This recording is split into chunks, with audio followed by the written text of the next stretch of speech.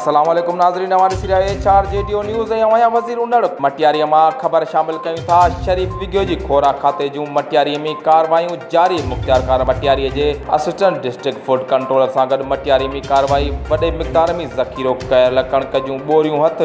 खोरा खाते पारां काफ़ी ॾींहनि खां कणक जे ज़ख़ीरा आंदोलन ख़िलाफ़ जारी कार्रवाइयुनि जे सिलसिले मुख्तियार कार मटियारी गुलाम मुस्तफ़ा शर ऐं assistant district food controller Nasir Kazmi Matiari bypass ते हिकु गोदाम ते छापो हणी गैरकानूनी तौर ज़ख़ीरो कयल वॾे तइदाद में कणक जूं बोरियूं हथ कयूं आहिनि। उन सिलसिले में assistant district food controller Nasir Kazmi जो चवणो हो त असांखे इतिलाउ मिलियो आहे त शकील मीमुण जेको शहर जो वॾो वापारी आहे, उन मटियारी बाईपास ते मौजूदु हिकु जॻह वॾे मिक़दार में कणक जमा करे रखी आहे। जॾहिं त ज़ख़ीरा अंदोज़ी हिकु वॾो जुर्म आहे, उन बावजूदि कणक जो ज़ख़ीरो जमा करे रखियो आहे, जंहिंखे ज़ब्त करे कणक सरकारी गोदाम में मुंतक़िल कई पई वञे। A4 JDO न्यूज़ में फ़िलहाल एतिरो ई। वधीक ख़बरुनि अपडेट्स लाइ ॾिसंदा रहो A4 JDO न्यूज़।